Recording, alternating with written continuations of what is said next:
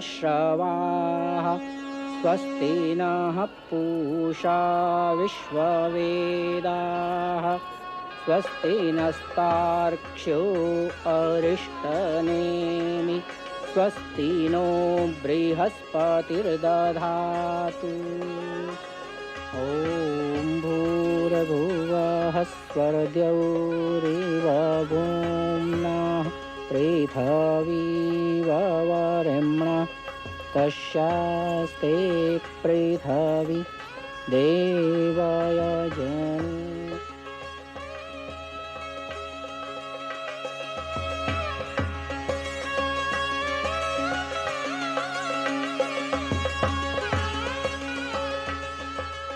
आयुष्मान भव, अखंड सौभाग्यवती भव।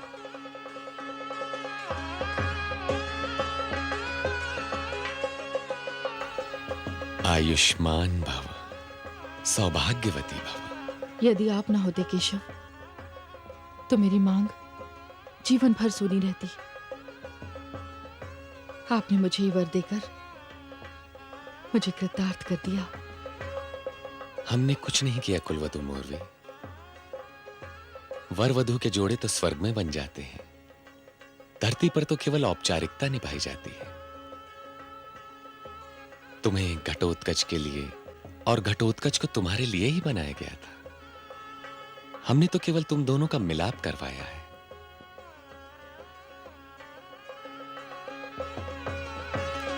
सौभाग्यवती भव, आयुष्मान भव। अब हमें आज्ञा दीजिए दादी माँ। बस पौत्र, इतनी शीघ्र मनोज गया अपनी दादी माँ से? अभी तो हमने वर वधु को जी भर के देखा भी नहीं। कुछ दिन और रुक जाते। अवश्य रुक जाता दादी माँ, किंतु हमें उस माता का आशीर्वाद भी लेना है जो यहाँ से दूर वन में आंखें बिछाए हमारी प्रतीक्षा कर रही होंगी। हिडिंबा को भी यहीं आ जाना चाहिए था। बहुत समय बाद तो हमारे कुल में कोई विवाह हुआ है। इस शुभ अवसर पर वो भी यहाँ होती तो कितना अच्छा होता। आप तो जानती हैं दादी माँ कि माता श्री ने अपने विवाह से पहले ही ये प्रतिज्ञा कर ली थी कि वो विवाह के पश्चात अपने जीते जी कभी पिताश्री के वंश या राजमहल में प्रवेश नहीं करेंगे। उस समय परिस्थितियां कुछ और थीं। हाँ पुत्र, उस समय परिस्थितियां कुछ और थी, परंतु आज तो परिस्थितियां बदल गई हैं ना। परिस्थितियां बदल जाएं तो सब कुछ बदल जाता है ना। परिस्थितियां बदली जा सकती हैं, किंतु प्रतिज्ञा ना बदली जा सकती है ना तोड़ी जा सकती है। वो तो एक बार हो गई सो हो गई। और आप तो माता श्री के स्वभाव से भली भांति परिचित हैं, वो कभी नहीं बदल सकती। हम सब भाभी श्री के स्वभाव से परिचित हैं, वो कभी नहीं बदलेंगी, क्योंकि वो उस कुल की वधू है जिस कुल ने पितामह भीष्म जैसे महापुरुष को जन्म दिया है। सारा संसार बदल जाए, उस कुल की रीति नहीं बदल सकती।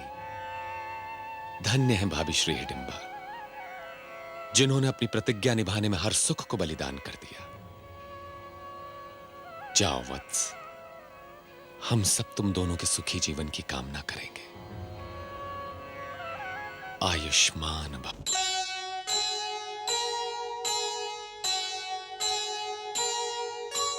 कृपा कृष्ण की हो गई, मिला सकल परिवार।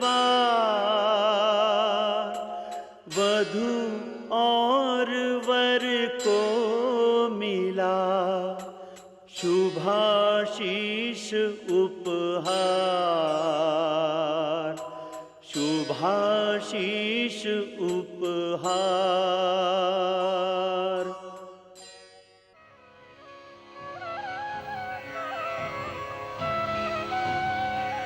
आयुष्मान भव, अखंड सौभाग्यवती भव।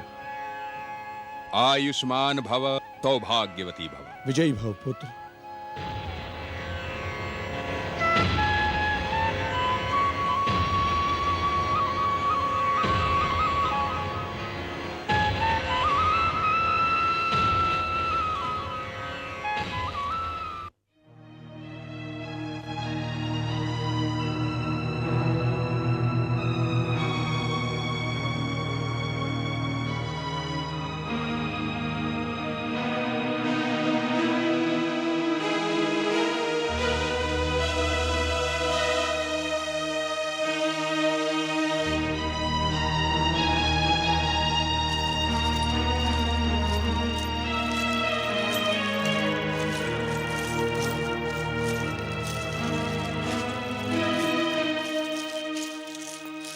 माताश्री, कहाँ हैं आप? देखिए मैं आपके लिए क्या लाया हूं। पुत्र,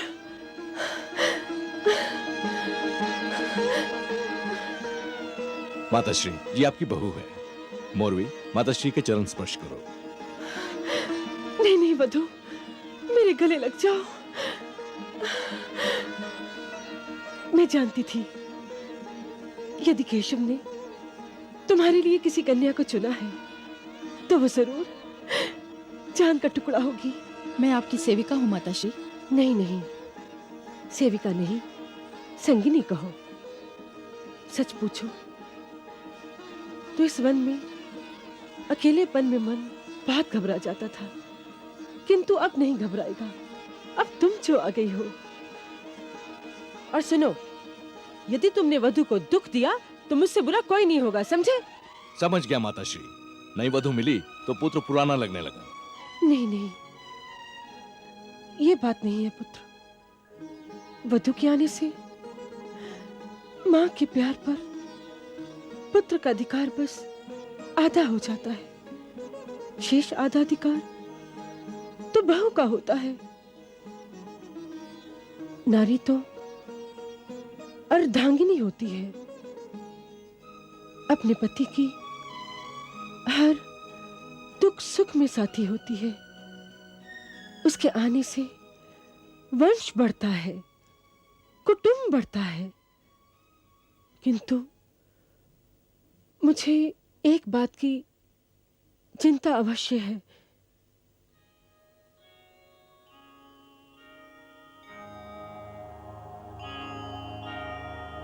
किस बात की चिंता माताश्री? वधु, तुम महलों में पली हो। तुम्हारा अब तक का जीवन बहुत सुख और आनंद से बीता है। कहीं इस वन और कुटिया में तुम्हें कष्ट ना हो।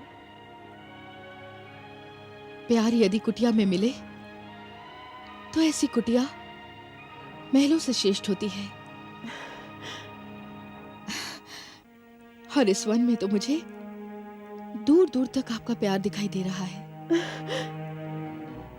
बस मुझे आपका आशीर्वाद मिलता रहे और मुझे कुछ नहीं चाहिए। मुझे आशीर्वाद दीजिए माताश्री कि मैं इस कुल की परंपरा का निर्वाह कर सकूं। वधु, भगवान तुझे सदा सुखी रखे। तुझे मेरे पति जैसा महावीर और तेरे पति जैसा बलवान पुत्र दे। रुको, मैं अभी आई।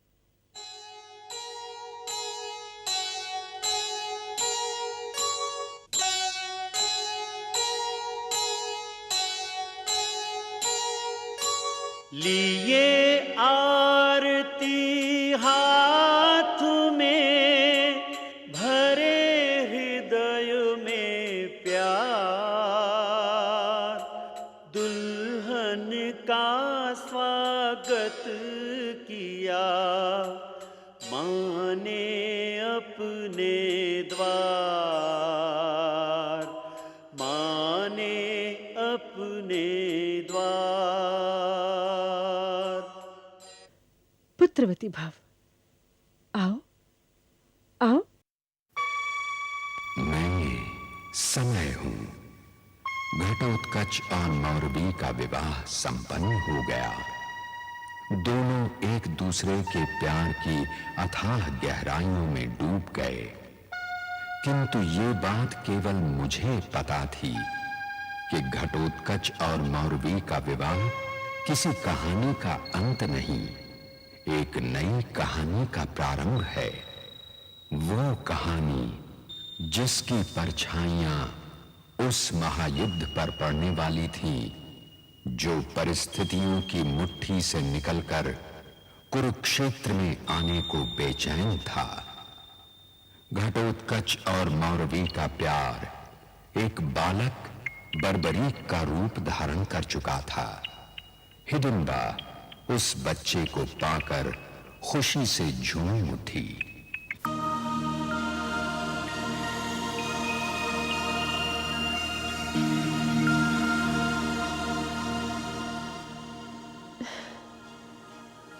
इसके केश कितने अच्छे हैं, घने और घुंघराले। मैं इसे बरबरिक कहूंगी। घने और घुंघराले बालों वाला बरबरिक है ना पुत्र वधु? पुत्र पुत्र घटोत्कच, इधर आओ ना। जी माताश्री। चलो मेरी पुत्र वधु को धन्यवाद दो। क्यों माताश्री? क्योंकि इसने तुम्हें और हमारे कुल को एक पुत्र दिया है। मैंने भी तो इसे पुत्र दिया है, मुझे भी तो धन्यवाद मिलना चाहिए। पुत्र पर पिता और माता का एक जैसा अधिकार होता है, किंतु पुत्र के जन्म में माता का योगदान पिता से कहीं अधिक और श्रेष्ठ होता है। पुत्र जन्म में जो कष्ट वो झेलती है वो पिता के वश की बात नहीं है। पुत्रवधु बच्चे को जन्म देके सारे परिवार को जो भेंट देती है, ऐसी भेंट तो कोई हो ही नहीं सकती। माता भगवान का दूसरा रूप है। भगवान को तो हम देख नहीं सकते, लेकिन माता को तो देख सकते हैं।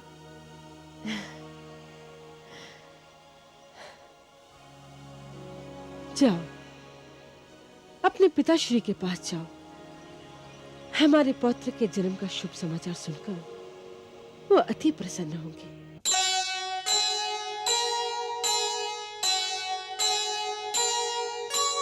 सुंदर रूप स्वरूप है, बरबरीक है नाम।